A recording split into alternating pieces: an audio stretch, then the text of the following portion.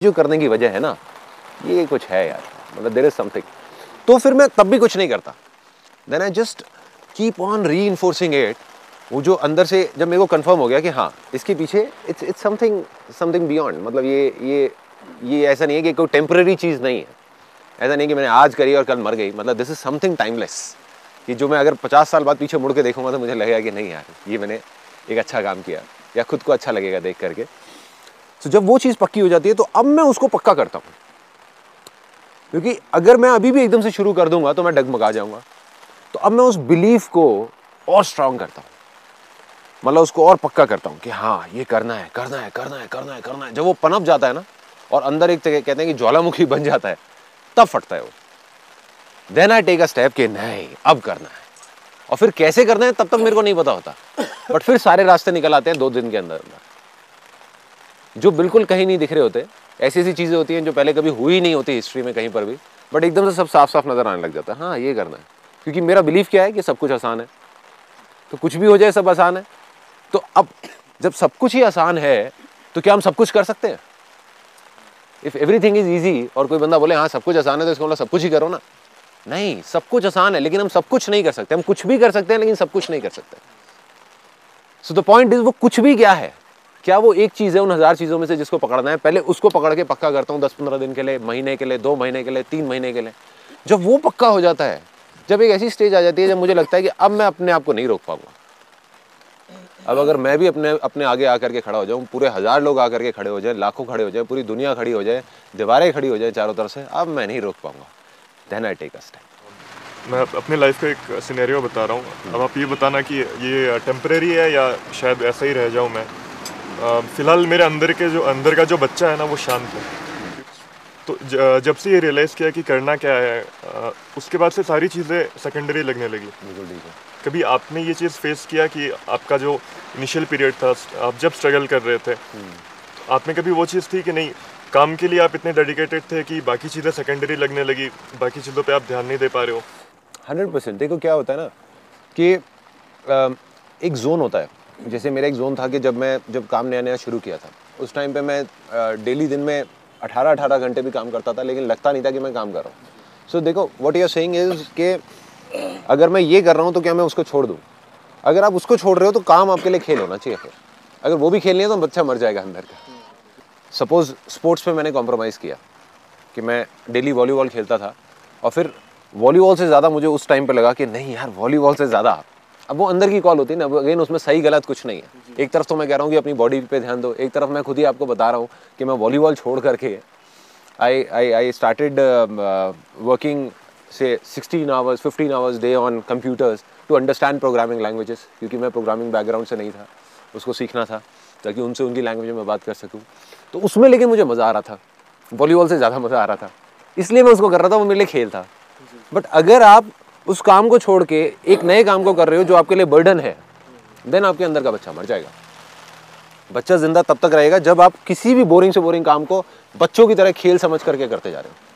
आसान है अरे करो यार, मजा आ रहा है मजा आ रहा है मजा आ रहा है मजा आ रहा है, तो मजा आना चाहिए कुछ भी आप कर रहे हो, तब आप सक्सेसफुल हो गए। मजा आना बंद हो गया, रस आना बंद हो गया, मतलब आपको लग रहा है कि मैं ये काम कर तो रहा हूँ लेकिन ठीक है बस पैसा कमाने के लिए कर रहा हूँ, then you will be a machine down the line. वो बच्चा मर ही जाएगा, वो जागेगा ही नहीं। मैं इसलिए इतने कॉन्फिडेंस से बोल सकता हूँ, मेरे बहुत सारे दोस्त हैं जिनके अंदर का बच्चा मर गया, क्योंकि उनका क्या हुआ कि उन्होंने ये सोचा कि हाँ मैं ये भी छोड़ दूँ, वो भी छोड़ दूँ, वो भी छोड़ दूँ, प्लस कुछ ऐसा करूँ जो सिर्फ और सिर्फ, मज़ा तो वहाँ पे था ही नहीं ना, सिर्फ पैसा कमाने के लिए, तो अटक गए। सर आपने एक चीज़ बोली थी अपने सेमिनार में कि अपनी स्पीच में कि जब मैंने अपना वो प्रोग्रामिंग स्टार्ट किया था तो 8 से 10 दिन मैं ऑफिस में ही रहा था, और मैंने एक टारगेट लिया था कि मैं घर पे नहीं जाऊंगा जब तक वो चीज़ पूरी नहीं हो पाएगी। क्या एक पर्सन को अपने टारगेट पूरा करने के लिए अपने जो बॉडी है उसको तकलीफ पहुंचाना चाहिए? अगर आप मेरे से पूछेंगे चाहिए तो मैं कहूँगा नहीं, बट जो फेथ है वो कुछ ऐसी चीज़ें कराता है जो आपके दिमाग से परे है, राइट? हाँ, अब अगर आप कहोगे कि ये करना चाहिए तो मेरे से आप कहोगे नहीं नहीं करना चाहिए। आप मुझसे कहोगे कि मुझे करना चाहिए था, मैं कहूँगा नहीं करना चाहिए था। आप मुझसे पूछोगे कि मुझे करना चाहिए, मैं कहूँगा नहीं मत करो। मगर अगर आपके अंदर कुछ ऐसा होगा तो आप मेरी कहाँ सुनोगे यार, मैं किसकी सुनता उस टाइम? मतलब अंदर कुछ और ही था ना, दैट फेथ वाज देयर। अगर किसी क्रिकेटर को आप जा करके कहोगे कि एक दिन में 12 घंटे प्रैक्टिस नहीं करनी चाहिए, आपकी बॉडी खराब हो जाएगी, तो हम सब जा करके उसको समझाएंगे नहीं, बट वो सुनेगा क्या किसी की? He is in a different state. तो उस वक्त आपके मन में क्या था जो आपने डिसाइड किया कि 8 से 10 दिन जब तक वो चीज़ पूरी नहीं हो पाएगी, मैं घर पे नहीं जाऊंगा? कुछ भी नहीं था, मतलब एक ही चीज़ थी कि अभी मेरी लाइफ की ये सबसे बड़ी प्रॉब्लम है जो सामने खड़ी हुई है। तो मेरा बस एक ये था कि अब जब तक ये प्रॉब्लम सॉल्व नहीं हो जाती, because that was a turning point, वो मेरी लाइफ की I think one of the biggest problems थी। जब मेरे को ABCD भी नहीं पता थी किसी चीज़ की, प्रोग्रामिंग की, और एकदम से सामने ये चैलेंज आ गया था कि बस अब या तो कंपनी बंद होगी, मतलब वापस बैक टू ज़ीरो, सब चीज़ें हवा में लटक जाएंगी, या फिर अब कुछ करना है। मैंने कहा अब करना है या मरना है। को आपने मतलब अपने फैमिली को सेटिस्फाइड करके फिर विल की चीज़ आप कर रहे हो, आपने कम टाइम में कर ली, लेकिन यदि अभी हम सोचें कि हम वो उस पर ध्यान दें और उसमें टाइम ज़्यादा लग रहा है, तो कहीं ना कहीं ऐसा लगता है रिस्पॉन्सिबिलिटी जो है उससे कहीं ना कहीं। अब वो आपका बिलीफ है, अगर आपका बिलीफ है। अब मेरे को एक बड़ी मज़ेदार सी चीज़ याद आती है। मेरे एक आइडल होते थे, वो हमारे पड़ोस में ही रहते थे, हमारे घर के वहीं पे पास में। I will not take his name, but उनके साथ मैं वॉक करता था और वो मैं उनको बहुत मानता था। तब मैंने बिज़नेस अपना नया शुरू किया था और उनका बहुत बड़ा बिज़नेस था। मतलब उनकी कंपनी में करीबन 50-60 लोग काम करते थे और 25 साल से वो बिज़नेस कर रहे थे, बहुत अच्छे लेवल पे। तो होता ही है कि जैसे अब आप में से कुछ लोगों को लगता होगा कि हाँ भाई संदीप महेश्वरी है, उसकी बातें सुनो, समझो और उसको फॉलो करो। ऐसे ही मैं उनकी बातें सुनता था, समझता था और उसको फॉलो करता था।